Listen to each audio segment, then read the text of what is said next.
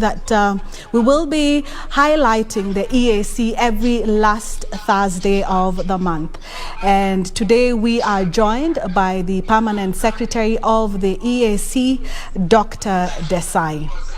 Dr. Desai is all the way in Samburu, so he will be joining us live on Zoom. Dr. Desai, good evening.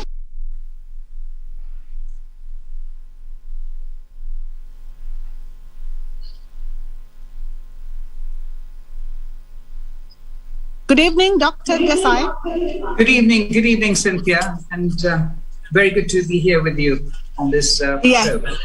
It's so good to have you in our studio today virtually. The last time we spoke, that was exactly 1 month ago. You were traveling to DRC for the verification process. Maybe if we could start with that, if you could give us, a few pointers on how far the verification process for the DRC to join the EAC has gone. Thank you, Cynthia. Indeed, at an EAC summit this year, the heads of states within the EAC context agreed to look into the possibility that DRC could join the East African community and to therein explore the entire process. And subsequently, over the there's been a verification mission dedicated to appreciating the context of DRC's involvement, its alignment by social as well as political, and its commonality between the treaty within the EAC and the possibility that it could be a member of East African partner states. And indeed, this is now concluded, and finally a report will be shared to the Council of Ministers, who would then take it through another phase by way of negotiations between DRC and the EAC, and subsequently to the summit where the final decision would take place. And we're looking at the possibility that within the course of this year or early next year, then a decision would be made. Indeed, we anticipate this very much from the context of our existing relations, our investment by way of infrastructure like our roads and structures, and indeed this would then be a successful collaboration going forward, both from an economic perspective as well as the social perspective. Yes. Would it be safe to say that from that visit, DRC has followed all protocol, and so this process might be fast-tracked?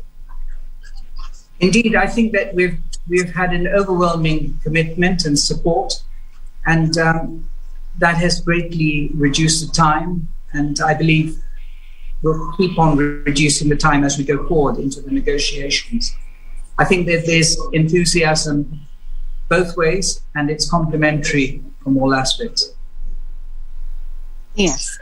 One of the challenges that the EAC faces in the various countries is that sometimes all these announcements seem like more like, boardroom announcements or announcements between countries. But if we could simplify it and make it more practical, what does this mean for Kenyans having then DRC join the EAC, having DRC join the EAC?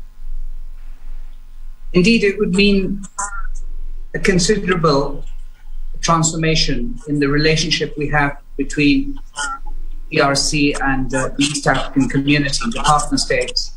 From a Kenyan perspective, we export approximately 14 billion Kenya shillings on an annual basis worth of merchandise and goods. This indeed is very important, for it creates access and opportunity to our existing industries. But what this linkage and this partnership will mean, and by way of DRC being part of the East African partner states, would be that a great deal more access will be possible by way of people being able to freely move back and forth into DRC, the opportunities therein, by way of the culture diversity as well as collective engagement on projects and initiatives, the promotion of technology transfer, the ability for us to promote knowledge between partner states and DRC. And all of this will have a huge social significance by way of ensuring that we're able to open up to an enormous country with almost 90 million people.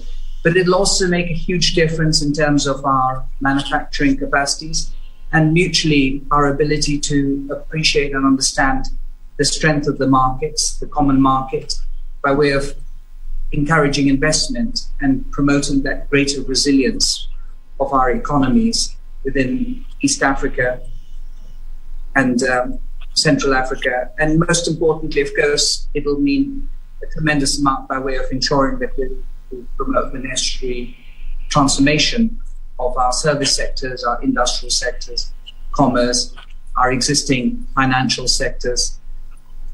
This would be a great amplification of our efforts to date, and those include establishing one-stop border posts, road networks which link all the way to Mombasa, and so forth. And all of this would be greatly facilitated now by way of DRC joining the Common Market Protocol, the Customs Union, and thereby creating an enormous synergy and transformation. And this is what we all very much look forward to, that scale and that capacity that would be indeed a game changer in all our affairs mutually, and promote greater capacity for the entire East African partner states.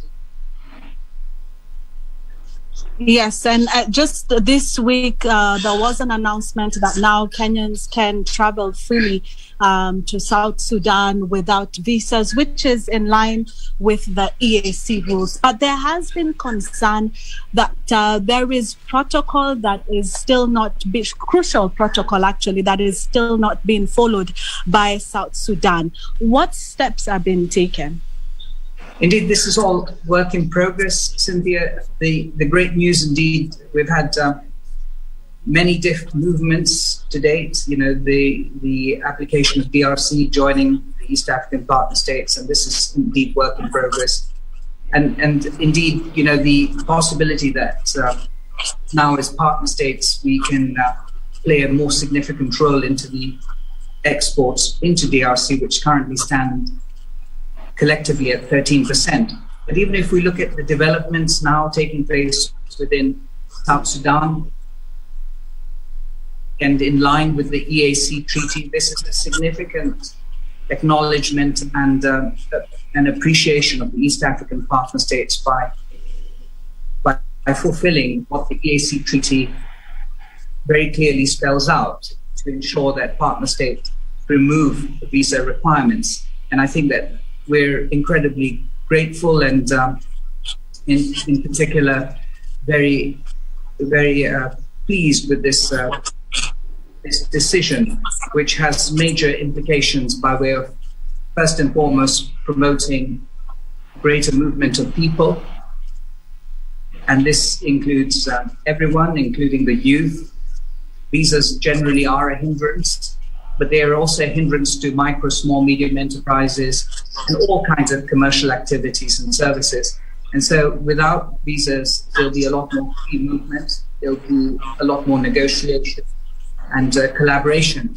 And in time to come, this process will become more and more efficient. And we look forward to that. We look forward to the outcome of greater efficiency by way of equity and access of people. And subsequently, you know, this will have a major impact in terms of intra-trade, as well as the promotion of intra-trade between partner states.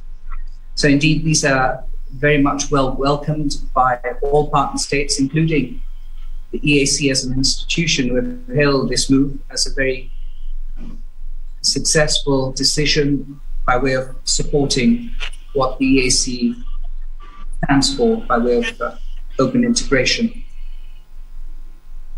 Yes, we are running out of time, but I wouldn't let you leave without one question and a topic that I know you're very passionate about, and that's give us an update on the business reforms and transformation. Indeed, Cynthia, we're making a lot of progress in view of the fact that MSMEs play a very significant role in the development of this country, and we need to embrace their unique circumstances and development ecosystem that really promotes their transformation, their resilience, their promotion of inclusive development, and their profitability. They are at a fundamental phase where they promote the utmost level of contribution to our economy. And with that in mind, the business reforms efforts to date by the government of Kenya have been tremendous. Even despite COVID-19, we've managed to influence and improve the Companies Act, thereby promoting greater efficiency and registration. Today, we are seeing almost 200 companies registered on a daily basis. Further to that, the ability for us to ensure that they're sustainable is on the, which include first time Kenya has established a small claims court, which now enables greater equity and access to justice of smaller organizations and at no cost. And I think that this indeed is once again significant to how we create an ecosystem that's enabling. At a recent meeting, the micro, small, medium enterprise sector have very clearly spelled out that they need an ecosystem that's predictable in order for them to invest more, to be able to ensure that the policies and legislations and the regulatory environment are very clear from a context perspective as well as their involvement. But they'd also like greater awareness by way of all the reforms that are currently occurring within Kenya. And indeed, there are many, and we have established an innovation through a toolkit which enables them to have access to this information so that they keep abreast. This is a very important part of their sustainability and performance, knowing the ecosystem that exists so that they're able to invest freely and have the greater confidence towards ensuring that they're able to scale their businesses and diversify their product range. Further to that, government has created markets by way of ensuring that government procurement is targeted to local content. But all the work we're doing within the East African community is promoting the access to external markets, thereby promoting greater cross-border trade. Our efforts have also borne well by way of promoting and building further capacity amongst women traders across borders.